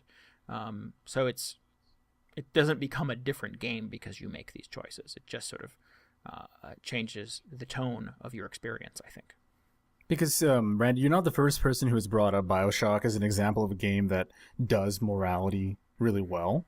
And unfortunately, I've only played it for a couple of hours, so I never really got to experience the entire game, obviously, and see, all these different moral quandaries that you may come across. But people consistently bring it up as an example of something that's doing it right. So, I mean, that's why I was interested to know if it was tied in more to the gameplay or more to the story elements and to the atmosphere. Because it seems to me like when developers try to tie it into gameplay, you get a lot of silly little things that happen, like, Infamous, for example. The game literally pauses and lets you decide if you want to make the good choice or the evil choice. Does it brand them as the good or the evil choice? It puts that right out in front. Basically, it just says the game stops and it's like a mini cutscene. It's like time for a karma moment, and then Cole will do some little narration. It where doesn't he's actually say time for a karma moment. Let's be honest. Okay. Okay. But you hear the voiceover. You get sort of a close up of Cole's face, and you hear his head and his voice goes, "All right, well, I can kill the guy and take all of his money, or I can, rescue the supplies and save the day." Exactly. It's like I want people, or I want developers to treat morality in games, with a little subtlety. I don't want them to beat me over the head and have the protagonist narrate, if he can make the good choice or the evil choice and what the outcomes are going to be. I want some surprises in there, and I don't want things to be just so bloody black and white. Binary. Exactly. Yeah. When it's binary, you're cheapening the decision-making process that the player can make, right? It's like, I'm going to harp on Infamous for this because I've been playing it recently, and it's like the perfect example of a game that has morality in it that just doesn't do it very well because everything is binary. The game literally has like little cutscenes where you get to make the decisions. I don't like that. I want it to be so that it happens kind of naturally, kind of like the decision-making process happens naturally, like it kind of does in BioShock, the way you're saying, you had to take a step back and decide, do I really want to do this? And then like DJ said, the benefit for making those decisions is kind of a wash in the end, so it really comes down to the way it's presented to the player in terms of story. That's what I'm looking for. Yeah, definitely. I think, and from my perspective, I think it's easier to create a story that is sort of well-serviced by character if you take those choices out. I think, again, sort of go back to Uncharted as an example, I don't know that sort of putting a bunch of morality choices into Uncharted would make it a better game. And that may be sort of by the nature of the kind of game that it is, but I think if you had the choice of either being a good guy or a bad guy with Nathan Drake, just to use sort of the conceit of Infamous as a skeleton, I think that would sort of weaken the character of Nathan Drake. I think one of the things that's sort of easy to criticize about Cole from Infamous is that he is sort of a blank slate, and it's really, I mean, he's just sort of a generic skinny dude with a buzz cut, and you really sort of have to project all of these personality traits and characters onto him by the choices that you make to be good or be bad. And Nathan Drake would not be nearly as interesting if he was that blank slate. No, definitely not. Oh, yeah. Cool. I think another sort of example of a game that I like that I think did it reasonably well was GTA 4. But it also that's a good one. I always forget that actually had sort of choices sprinkled in there. Yeah, and nothing, again, sort of devastating. You couldn't necessarily sort of make a wrong choice and get a, ultimately shut the game down or anything like that. But I think you do make enough little sort of, do I let this guy live or do I make kill him kind of choices throughout the game that bring you to a point at the end where you have to make sort of an ultimately kind of personally devastating choice. It's not nearly as binary as like an Infamous kind of scenario because it's always sort of clear that Nico is a bad dude. He is sort of, exactly. He's kind of a sociopath. So even if you are sort of not choosing to kill all of these people throughout the course of the game, there's still no sort of hope for you to end the game as being the hero or anything like that. That's why I thought, like, the moral choices that you can make in GTA 4 were just totally superfluous. It didn't make a difference, and I felt like Rockstar just threw them in there because it's like the flavor of the week type of thing. It made no difference at all. Well, I mean, it's sort of funny because GTA, since the third one anyway, when it got really we started catching a lot of publicity, has been sort of in the spotlight, being like, oh, look at this game where you can hit civilians with your car and hit them with baseball bats, and do all this terrible immoral stuff. But then in GTA 4 they were just like, okay, now we're gonna take this and make it totally front and center, and sort of like it was always up to the player whether you wanted to actually drive on the sidewalk and kill innocent people. But now they but you find me a GTA 4 player who doesn't do that. But yeah, that's true. Exactly right. But this way they're sort of they're letting you kind of opt out of it, out of all the evil things you do as part of the missions. And it really ultimately doesn't change necessarily the story. It changes the outcome. You do get a bit of a different ending. Mm-hmm. But it really sort of changes the way that you have access to resources. I think there's a choice that you make at one point in the game, and if you choose, sort of column A, you have access to calling a contact, and he will send you dudes to be backup. So if you find yourself sort of in a big firefight, you can pull out your cell phone and call, and they'll send a couple of dudes with Uzis to back you up. But if you killed that dude earlier in the game, you don't have that option, so you have to get through the firefights by yourself. So it's, again, you're not necessarily changing the game significantly. You're just changing the feature set. Right? I still think it was kind of tacked on in that game, though. No, I think it was right for Nico. I don't think it's appropriate because during the whole game he's sort of trying to find redemption. Like he's just been through this horrible life, I guess. Right. And he's kind of looking for a fresh start. So it's up and to yet you. every action he takes goes against that. Right. So I mean, he's like, that's why I didn't think it made very much sense. He does sort of glee in it, but I mean, they do sort of establish a personality where he's like, I just want a nice normal life. I just want to be a good guy. But like I keep saying, he's a sociopath. He's not going to be a good guy. No, and any amount of fighting is not going to get that. But I think to sort of put you in his shoes, things are not going to end out well for him. It's kind of it's funny because he's initially presented as this kind of nice guy. He's got a strong relationship with his cousin and all that. He wants to make a new life for himself. So I was like, oh, okay, he's could be a good guy. And then he goes into that warehouse after they kidnap his cousin, and he's just like swearing at them, and telling them he's going to like murder their families and everything. And it's like, oh my god, you mess with the wrong guy. Suddenly seems like incredibly out of character for this guy who's supposedly trying to put all that behind him. But I don't know. On the other hand, it does show off that you really shouldn't mess with his family. Right. Well, and I think there's a depth of character that sort of comes out there, and certainly it's all Nico sort of coming back up to the surface. Right. Was very fleshed out in that regard. Yeah, I mean, I'm not trying to say I thought Nico was a very interesting character, and I was rooting for him the entire way. I just felt like, you had this kind of rift between the story that was trying to be told, and then you're trying to put these gameplay elements on top of the story that didn't seem to fit with the story that was being told. That's all I'm saying. Like, there was some sort of a mishmash that was put there. I still thought his arc was good. I mean, I thought it was excellent. I thought he was a very interesting character. But when it comes down to like making these, I mean, it was presented as a moral decisions at times. Like, you know, they even used like red and blue, and the blue choice was the good one, and the red one was the killing one. So they're using colors to associated with those choices as well. So you can see like they're trying to have the player set Nico on a certain path, but no matter what you did, I mean, he's always on that wrong path. So why bother even having that facade of choice in the first place? Right. That's what I don't understand. I could see that. I don't think it detracted from my experience, though. Oh no, I mean, it was only very few and far between that you had to make those choices. Right. I mean, it's like a 40-hour game, and you have to spend maybe 5 to 6 minutes making those choices throughout the entire game. So it didn't really hurt the game, but I just thought it was kind of tacked on. That's all. Because Nico has his arc, and no matter what, he's going to be going through that arc. So I just found it kind of interesting that they would tack those gameplay elements on. That's all. I like that subtlety, though. I like that I like when sort of moral choices add flavor, but don't necessarily Definitely alter the game or rewrite the game. Mm-hmm. I think, though, based on what I know of your taste in games, though, you like that choose your own adventure, right?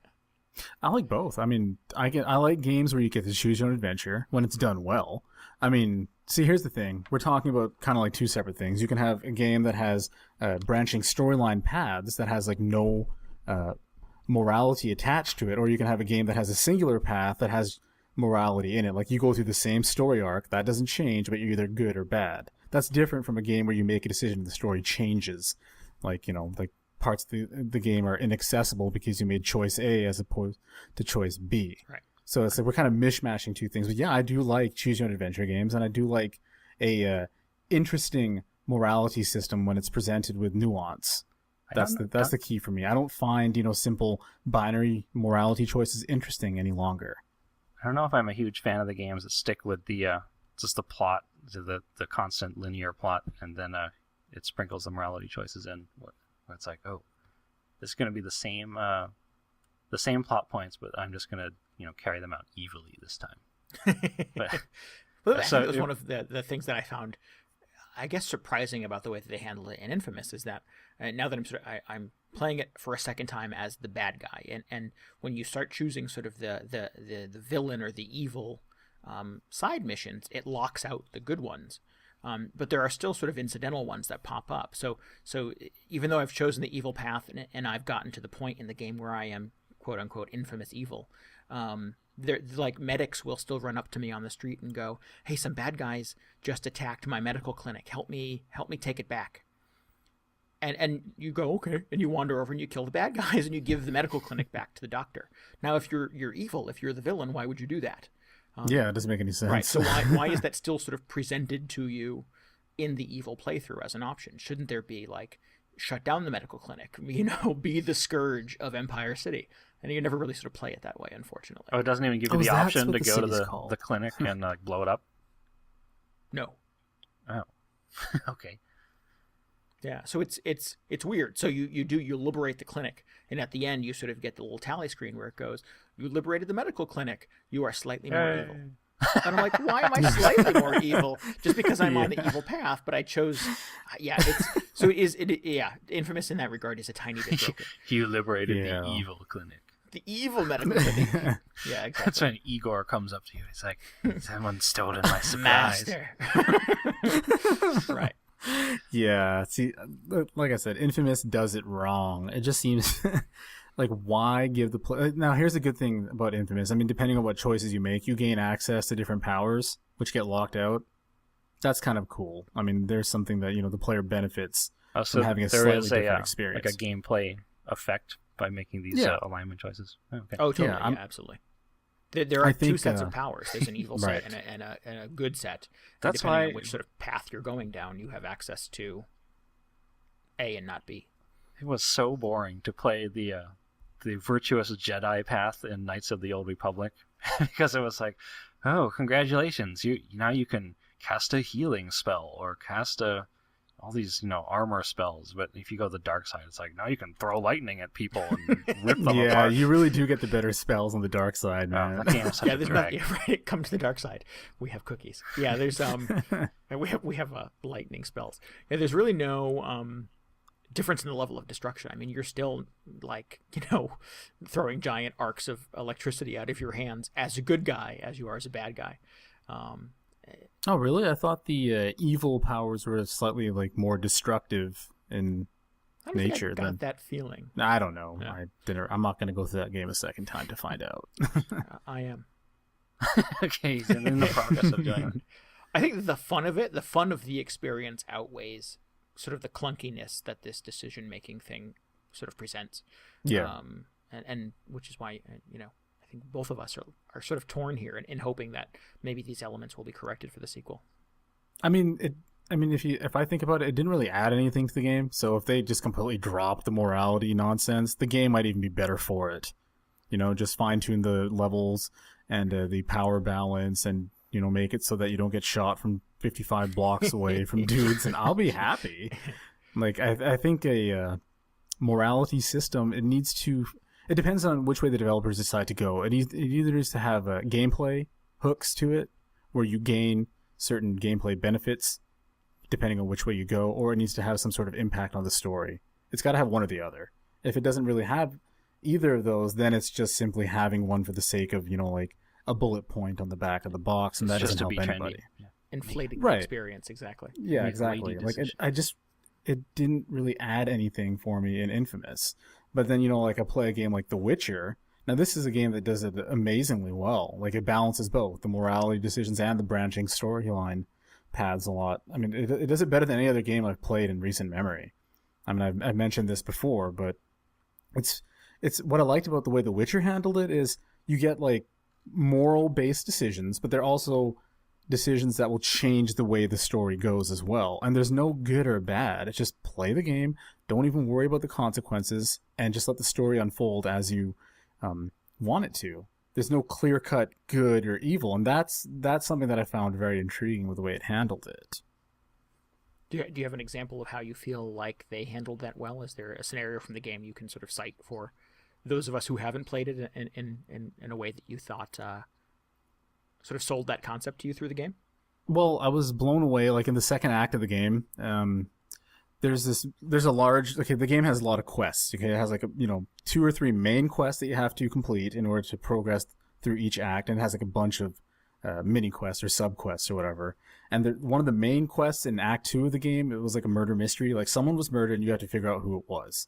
And then depending on what order you tackle the sub quests, it actually affects the clues and the revelations that you end up finding out to solve the murder mystery. So like, let's say, you decide to do B before D and C, you're going to get different clues to solve the murder mystery, and it might actually lead you to a red herring type of path. And if you end up completing everything, it leads you a little bit closer to the correct response, or the whatever, like the actual, like who done it. You can solve it if you do everything, okay? But if let's say, you don't want to complete every single subquest, you just want to power through the game, you're not going to be able to find out who was really behind the murder.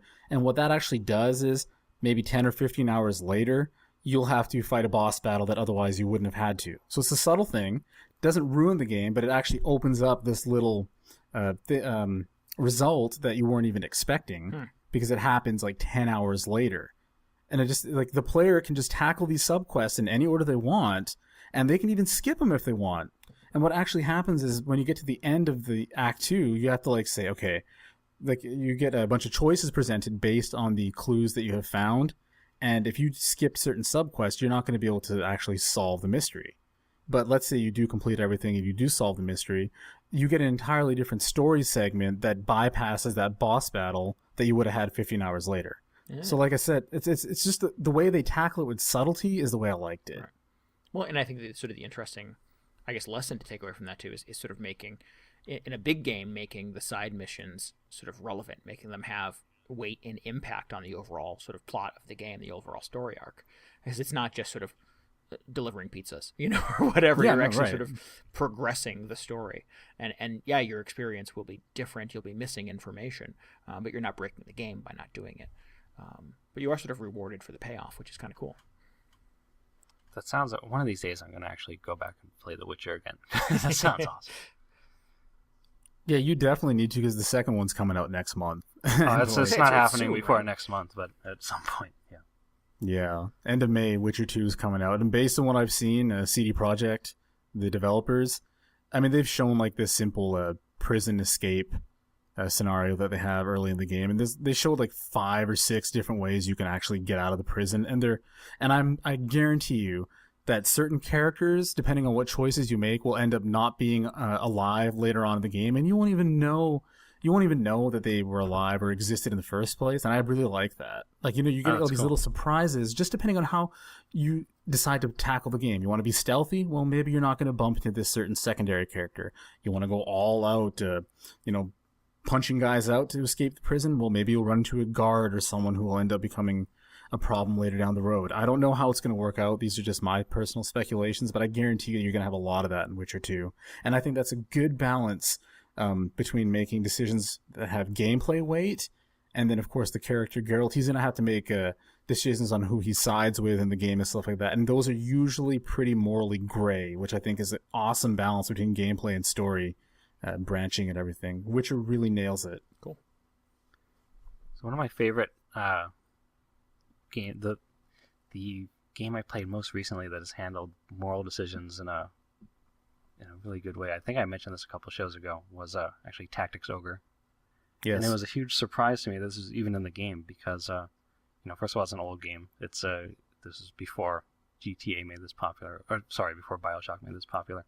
But one of the best things about it is that when you make these decisions, they are, first of all, they're not really presented to you as the good or the evil choice. And the game does have sort of a moral compass, but it uses that sort of traditional chaotic versus lawful classification. So you can make the lawful choice, which implies that you are you're following orders, you're being a good soldier, or the chaotic choice, which means you're adhering to your own set of personal beliefs. And first of all, that's interesting because it's not necessarily the good choice or the bad choice. And second, it's it sort of makes you think about the nature of the choices you're being faced with. Whether you're, lawful sounds like it would be the good choice, but what happens if you're, when your commander gives you an immoral order? Like, do you remain lawful and follow it, or are you becoming an evil character by disobeying this immoral order? Oh, that sounds pretty cool, yeah. And then like I said before, the game branches significantly after you make these choices. And actually, one of the most unique things about it is you're not given like a choice of actions at these branches. You're given a choice of things to say, like in response to an offer or a question. And the way these they're phrased, they're not always.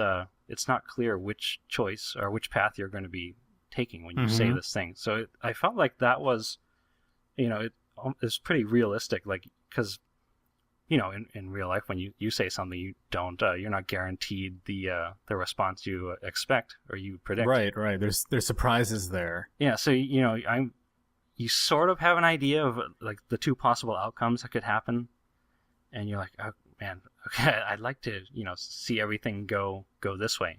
So here's what I'm going to say, and you make your choice, and it's you sort of watch events unfold, and then the story goes where it does. And the best thing about that is I thought the story just keeps going, and it feels like it's a very natural progression. And or very rarely anyway, I wasn't tempted to go back and be like, oh, I'm not happy with that decision, I'd like to see what the alternative would have been. I just sort of rolled with it. See, that's an interesting thing you just mentioned there, DJ. I think the quick save and quick load has almost neutered branching decision paths in games as well. Yeah. I mean, who hasn't made a choice they didn't like in a game and then just quickly, bang, F4 or whatever the hell quick load is, and just do it again, right, to get the result you want. Well, I think that's my dilemma is a fear that I am not sort of having the fun that was intended, or that I'm not necessarily seeing. You feel like game. You might have just, denied yourself some experience. Right, exactly right. And I think that's, and again, I've not played a ton of RPGs, but my experience in playing what was the one from last year? Like Shadow Conspiracy, Shadow Complex. Shadow No, Complex? That's a different game. Alpha Complex, right? Yeah, Alpha Protocol. Alpha Protocol. Protocol. There Wow. you go. God, you think we'd fucking know the name? I enjoyed the game so much, I can't remember what it's called. Alpha Protocol.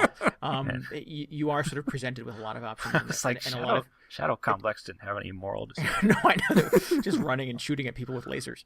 But Alpha Protocol is you're sort of presented with ways to sort of, I guess, sort of butter up informants or pay off informants or interrogate and sort of assault informants to get information from them.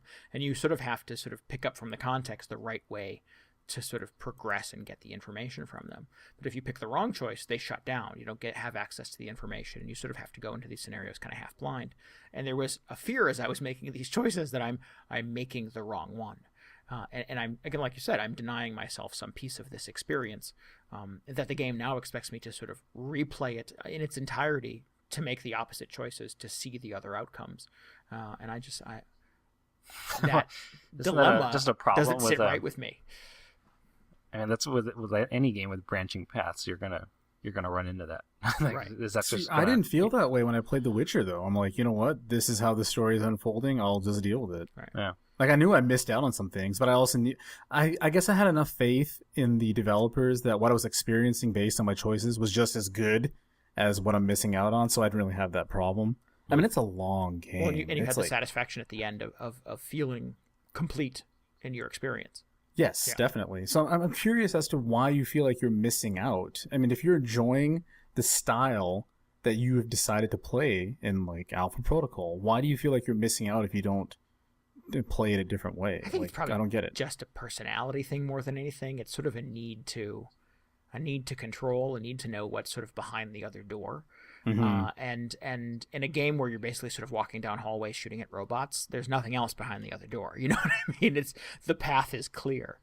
So when I play games like this where the path is grayer and is much more vague, it stresses me out. I do feel sort of a little bit of a little something in my chest that I feel like I'm playing it wrong or I'm missing something.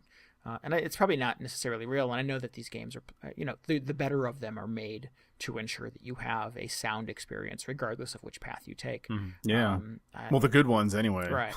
It's still it's sort of at a point with a Mass Effect 2 kind of thing where I feel like, geez, I'd be better off almost playing it with sort of somebody on the phone going, okay, pick column A, pick column B this time, and just really sort of showing me this is the cool way to go. I'm sure every way in Mass Effect 2 is cool. I don't know. There's something about me that sort of creates a drama around that. But Well, the see, thing in that's Mass kind of Effect, the thing. plot doesn't Yeah, go really ahead. branch that much. Right. Oh, okay. It's Yeah, the more story more arc like is the Infamous, same. where it's like, I'm gonna be evil. I'm gonna hit this guy And with a believe it wrench. or not, I actually think the way Mass Effect tackles the entire morality thing is pretty weak. Yeah, I mean, it Like, really doesn't change anything. No. And So what's the appeal for you in playing them 2 and 3 times in a row, Paul? Different classes. Oh, Different okay. classes play differently. That's really where I got the... So it's just stylistic choices more than Yes, anything. it's the gameplay. When it comes to, like, I actually... And see, in Mass Effect, I really, really like the story they're telling. I love it. Like- So, like, I do enjoy playing Shepard as, as Paul Sandu would say things. The first time I go through, I will play it as I would. So sometimes, and that's the thing, like, they break it down into these binary choices, and I know full well that the choices are not really going to have a huge impact on the overall story. You're going to have, like, some major decisions that you can make that may have some huge impact later on, but I don't worry about it. I'm like, whatever. I can always go through it again. But the main draw of Mass Effect 2 specifically is just going through it as a different class and playing the set pieces a little bit differently, because the classes are a little more they're more well designed than the first game. But I do really enjoy the overall story arc, so that'll get me through it too. I mean, the game's interesting to me. The story is interesting. It's fun. But the morality is pretty weak because it doesn't really change anything. I mean, you get to be a douchebag, or you get to be like a self-sacrificing, naive twit. I mean, it doesn't really make it. There's kind of extremes. There's no nuance. But in none of there. it is in service of the story. The story is the story, no matter what path you choose. Right. The story Pretty is not much, going to yeah. change dramatically. Okay. You're gonna have a few things that might, but it's just that the personality of your Shepard is going to be a little more in tune. Like that's what I tell people. If you play Mass Effect, don't worry about gaining, and this is the thing, I wanted to mention this, don't worry about gaining good points or bad points. And I hate that a lot of games like this, they have like these stupid little bars that fill up. So if you're being good, you fill up the good bar. If you're being bad, you fill up the bad bar. I hate that. That's something that people will end up staring at, that stupid little bar, and try to fill it up. They're not even going to try to play the story the way they want to. They're going to try and fill up those stupid bars, and it cheapens the story experience for the players. I think that's developers usually, need to stop. That's motivated primarily, I think, by trophies and achievements. I think they're in a situation like that. There is almost always a ding when you sort of get ultimate evil or ultimate good or whatever the binaries are. So I think that tends to be why people, why maybe you find out yourself sort of looking at that bar more often than you would prefer to like. Well, I actually try to ignore it. That's the thing. Like I've made it. You're a better habit. person than me, than Paul Sandu. I want trophies that aren't real. Yeah, no, I mean that's are. I guess that's an entirely separate issue, because I'm not a big fan of trophies that kind of force players down certain paths. Because I think you should try to experience a game the way you fucking want to. Because this is a video game. Well, I mean, it's like an interactive medium, right? You should be trying to experience it the way you want to. And if you want to go after trophies, awesome. That is awesome. But I think if you're trying to tell a story as a developer, you should try to make it so that the player is more inclined to play the story how they would want to naturally, instead of trying to be forced down some artificial path like filling up the blue bar or the red bar or whatever. And it really comes down to personal choice. Right. I'm not trying to say which is better. Just for me, I would like it more if stories were designed such that you would just go through them naturally, as opposed to trying to go down whatever path for whatever reason. I think that would be a lot more interesting. That makes me think of the very beginning of Tactics Ogre. You're given a set of questions. You're given a little quiz of how you would respond in certain situations. Like I think one of them is your advisor or your the court wizard or whatever. It sounds totally geeky. The royal vizier creates a magic potion for you. What does it do? And it gives you like eternal life, or oh no, you create a potion for the king or something, and it gives him eternal life or eternal wealth, or it's poison and it kills him, and you have to pick one of them. and based on the outcome, your character is given different starting stats or something like that. Oh, neat. And so I've read about people picking up this game, and they immediately go to the internet and look up what each choice, how each choice affects your stats. And I'm like, come on, guys! Like, why don't you just let it play out? Make some honest, give some honest answers here. Yeah, don't you think that would be more fun? I would absolutely do that. You would, yes. you would look it up, or you would. I know I would look it up. I would look it up on the internet and find out which one is the best one. I'm shaking my head at you. No, but that's utter interesting. Disapproval, I'm sure. No. It's interesting, but like, why would you do that? That's what I'm more interested in. I'm not trying to like it's knock it. These cases where the game or the choices actually end up having an effect on the gameplay. The people want to max out or have the optimal game experience, and they're not in it as much for the story or the personality characters. Yeah, I can see that. Yeah. But that's really poor game balancing. That's a game balancing issue if people have this fear that, making these decisions are going to actually impact them, so that they're going to struggle to get through certain scenarios. I don't think it's balancing. Right? I don't think it affects it that much. Yeah, I think it's more. Well, then people are just being a little too min-maxish. Well, it's a personality thing. I think it's what you bring, what you personally bring to that experience. Yeah, is that need to be in control, or that need to sort of know what's behind. Like I said, what's behind the other door. Yeah. That's exactly how I would approach it. I think that's cool. Oh, go ahead. No, I was like, that's cool. How do you guys feel about sort of games that put you in scenarios that are in conflict with your own personal morals? That's fun. I think, yeah, I will. There are a couple examples that I think sort of I have off the top of my head.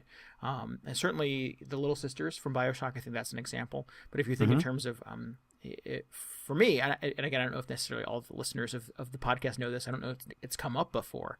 But I'm a vegan. I don't eat dead animals. But in Red Dead Redemption, you have to kill animals. And you have to kill them quite a lot. Yeah, no, that's interesting. You have to do it in a way that is very vulgar and very bloody, and it makes horrible, horrible noises come out of my TV. And the first couple times I did that, it was this big thing for me. It was a real sort of moment where I had to go, I don't know that I can do this? And that obviously is it's meant to be disgusting. It's programmed into the game to be gross. But obviously, my experience and my choices in my life bring an extra level of weirdness to that scenario. Do you guys have sort of other games that you could think of that sort of presented conflicts to your own sort of personal morals? Well, while I think of one, I just have I have a quick question for you, because that's an interesting twist on it. I mean, did you stop slaying animals in the game? Did you continue to do so? Like, I did it as little as possible. I think that it sort of... You did it as the game required, but you didn't go out of your way. And didn't actually sort of do it for sport. I'm one of the people that sort of sees the Cabela's Big Game Hunt commercials where the guy pulls the shotgun out of the box and puts his Wii remote in it and is shooting at animals, and I think that is just appalling. I think that's the most disgusting thing in the universe. Right. You're not doing it to real animals, so... Well, yeah, I think that's better, obviously, but I think it's sort of, on some level it's a murder simulator. But again, what video game isn't a murder simulator? I mean, you enjoyed GTA 4, right? I have no problem. Cabela, I'm going to go run over some pedestrian. Well, and here's the sort of second level of my dilemma, is that I don't feel bad about shooting people in the head in a video game, but I didn't want to stab the bunny rabbit in Red Dead Redemption. Maybe it's just because it's a little... less common to see that in a video game, that it's a little more unexpected. So. Yeah. Do you play whack-a-mole? And certainly that is the criticism of games, the easy criticism of games by people who don't play games, is that it does sort of desensitize you to real violence. Mm-hmm. And certainly I'm no stranger to trying to get as many headshots as possible in a video game. But yeah, I think sort of for me, you must collect 5 rabbit pelts, and you sort of stab them with a knife and peel the skin off, and it blood splatters everywhere, and it's gross. Like, turned my stomach. What if it you found a rabbit and you just shot it once and it like disappeared and like a little spinning rabbit pelt icon popped up? I think I'd be a little bit better with that. It sounds less gruesome to me. I think the other one that sort of popped into my brain, and I didn't play the campaign in Modern Warfare 2, was the No Russian level. Yeah, I've heard of that. Where you are, I guess, sort of hooked up with you're infiltrating a Russian airport. It's right. Infiltrating or you're sort of inserted in deep cover into this terrorist cell. And they're shooting up an airport. And they're attacking an airport, yeah. Right. Did you ever play the game? Can you? I did, yeah. And this was leaked long before the game actually came out. I guess probably as a publicity stunt or whatever. So I knew about it going into it, and actually when you start playing the game, it's like, this game may contain scenes that you find disturbing, and gives you the option to actually skip the entire sequence. Oh wow, really? So I knew it was coming, and I was like, okay, I don't know what I'm going to do. I guess I'll just shoot a bunch of civilians. And I got to it, and the tension really builds up. Like, you're in the elevator with the terrorists at this airport, and you come out behind this crowd of totally unsuspecting civilians, and you've all got these huge machine guns. And the computer-controlled terrorists just start unloading into this crowd, and I could not pull the trigger. I just watched them, and I actually felt a little nauseated as this was going on. Because it was it's totally different from shooting tons of random people in GTA or zombie Nazis. I guess the remainder of Call of Duty, when they're all shooting back at you, because these are all just ordinary people hanging out in an airport.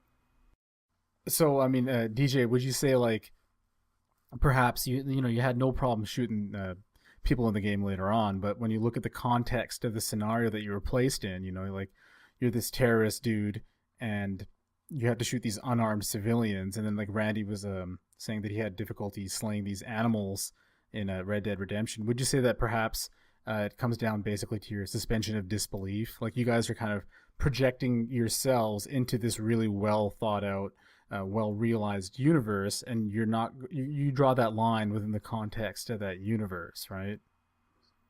Yeah. Right. Well, I think in a lot of ways, though, I mean, isn't that sort of the conceit of modern gaming, though? I think don't developers try to make these sort of the sort of the generic bald space marine, so you can project your own personality into it? I mean, I guess some developers do try to do that, but I mean, not BioWare, of course, Paul. I know that's not what we mean. No, here, no, but... I'm not. I mean, I'm fucking BioWare. They always come up. I mean, I would guess that is that's what they're trying to do. But how many times have they actually succeeded in that? Right? Like, where do developers succeed in that aspiration, and where do they fail? I don't know. Right. Well, I think mostly you just end up with lead characters that are bland. Yeah, exactly. Like you made that comment about how Uncharted would be weaker if you could make those decisions, and I agree 100%. Like totally, Nathan Drake is Nathan Drake, period, end of story. And I just wonder, like, where is that line being drawn where these like blank slates, you throw on these morality systems onto this blank slate. It works sometimes and it doesn't work.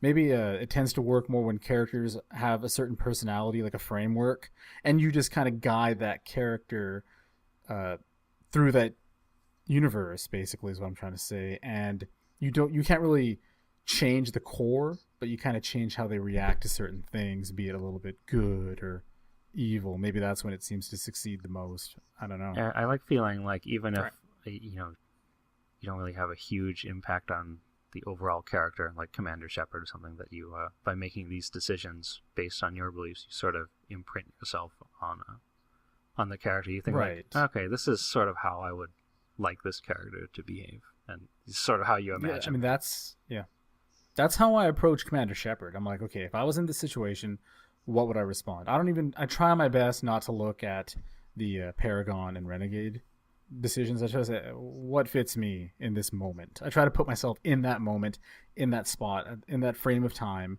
and say, well, what would I choose? And then just go from there. That's what I try to do. And I have a great time doing it, so that works for me. Right. But, I mean, the game has to be sort of skillfully constructed in such a way that your character doesn't appear to be scatterbrained or indecisive. That's a fine line. Right. It really comes down to really solid writing as well when you're doing a story-driven character piece like that. The writing has to be very good. It's a tricky balancing act. It doesn't always work. I mean, there are parts where I think that Commander Shepard is schizophrenic. I mean, it's just that's the nature of the beast when you like sometimes one part of the game might be written a little more extreme good and another part might be written a little more extreme renegade. So you're going to have like this weird separation in personality. But I think overall, BioWare has done a good job. That's one of the things that really bugs me about like the Paragon Renegade decisions in Mass Effect is that the when you choose the clearly like a line on one side of the spectrum ones, they are like way over there. So you pick the Paragon one, it's like, oh yes, I managed to save the entire ship and this basket full of puppies or whatever. He's Captain Kirk. It's like, come on. Oh yeah, he like talks himself out of any situation just by like. Yeah. That's the weak part. It's a little silly. It feels like they're playing way too much into making a big deal about making the virtuous decision versus the other one. Right. Yeah. No, I totally agree with you on that. I mean, it's definitely an interesting thing to analyze for sure. And so it seems like, and again, I've not completed either of those games, but it seems like the game sort of has a choice in mind for you. But it's still giving you the option of choosing opposite. I'm not sure what you mean. Sorry. that they're sort of saying by nature of the structure and the narrative that this is the way we would like you to go, but you still have the option of choosing. I suppose at certain points. What's going on? Yeah. No, am I simplifying it too much? Well, I mean, they leave it pretty open-ended. Well, I mean, when Mass Effect 1 was still, by itself, there were no sequels or anything, it felt really open-ended, like, oh, this is, you could talk to people who had played the game and like, oh, this is what happened in my game. This is, how this situation worked out. And it was like, oh, that's interesting. That's totally not what happened in mine. And then with Mass Effect 2, they sort of, I guess in order to carry over the story and have it be, have it flow into the second chapter, BioWare ended up making some decisions for you, or assume you had made certain decisions in the previous game. Yes. Does that make sense? I would have to agree. Yeah, I can argue with that, and that's what I meant by like the main story arc is not. You can't destroy like the entire story arc. It's gonna go where it's gonna go. You're gonna make your decisions. At worst, you may lose a character here and there, like a squad mate or something, depending on your decisions, or you may lock out access to side quests or something. So it's not, the ramifications aren't super huge, and no, and that's right? Probably for the best, because you don't want to, you can't create a game where you have like a bazillion different choices, and then all of a sudden everything can fit together and you can have an interesting story. You got to like make that decision, like, you're going to have this story that's really good, and then you're going to let the player kind of navigate their way through it the way they want to, and that seems to work okay. I hope. But none of the choices you make will break the game. Are you talking about like suddenly like your main character dies and it's game over? Right. Well, I'm thinking the sort of example I have in mind is Heavy Rain. Oh, spoilers! And we have right. Well, we haven't been talking about Heavy Rain up to this point, but there is a potential outcome in that game where everybody dies. But that's like an ending to the game, right? Right. Well, it's called the perfect crime. It's you get a trophy for it. Actually, every single character in the game dies, and the story has no resolution, because of the choices that you made up to that point. So it is sort of game ending. So would you consider that breaking the game, or would you consider that an ending? I guess I don't know. I've not gotten that, so I guess I don't know what sort of the nature of the environment is up to that point. Right. Do you play for 19 hours and then by the way, guess what, everybody's dead? Or is it a natural sort of progression of the choices in the story that you've sort of written up to that point? Yeah, see, if it's I'm that inclined way, to think that it's that way. Yeah, but if it's that way, then that's fine. Like, I wouldn't be pissed off if I played for 20 hours and I quote unquote lose the game. I mean, as long as you've done strategic saves up to that point. Yeah, see that. Yeah, it's a really tricky balancing act, man. I'd love to see a game that sort of ends at different points along the storyline in a way that makes sense still. Like 999 sort of did it, like based on whether you get one of the bad endings or the okay ending or the best ending. The game is kind of like can be completely different lengths, and it kind of makes sense. Mm-hmm. But I haven't, every time you play Mass Effect, it always ends at the same point. Right. And it's like, I feel like, if you're trying to do this choose your own adventure thing, you could do much more with that. Definitely. Cool. Yeah. So I think the overall then is that there's certainly room in gaming for all of this, for all of these paths. Yeah. And I think that sort of we as gamers, certainly as experienced gamers, would just like to sort of see it done better. Right. Yeah. let it grow a little bit. Let them figure out how what works best. Indeed. But I know what I don't like. I may not know art, but I know when I say it right. That's right. Cool. Well, hey, good discussion, guys. Thank you. Let's wrap this up, all right? Sounds good. Sounds good to me. Okay. If you're looking for show notes or occasional musings from Paul, DJ, and I, just hit up our website at vghangover.com. You can also email us at contact@vghangover.com. Be sure to stop by the website every Tuesday for Play More Games, where we talk about this week's new releases. Especially next week. When are we releasing this? Maybe in time for next week when every single game comes out. Every game ever made, right? Exactly. It's going to be kind of crazy. This crazy Tuesday. Cool. And with regards to this week's show, what are your memorable moments from your favorite games? What do you think were some of the best and worst uses of moral choices in video gaming? Go to our website and comment. We would love to hear from you.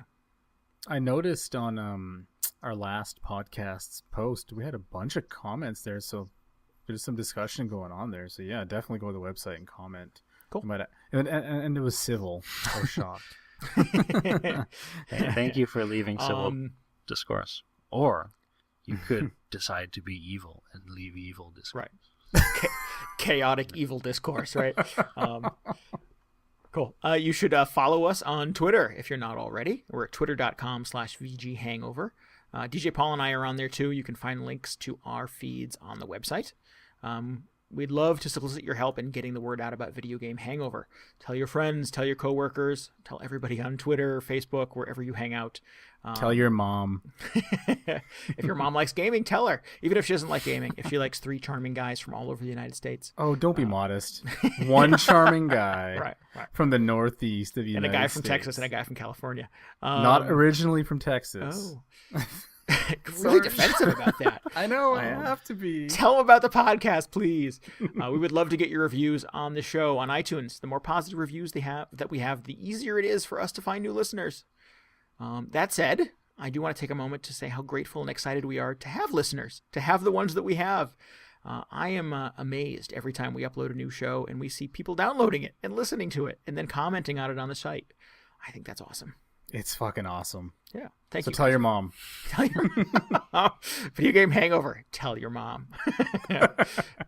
Cool. Well, thank you for nursing this video game hangover with us. We'll be back in a few weeks. Be sure to tune in for next time, the long-awaited return of the Gamer Sandwich. Woo. That's a tasty sandwich. That's a good sandwich.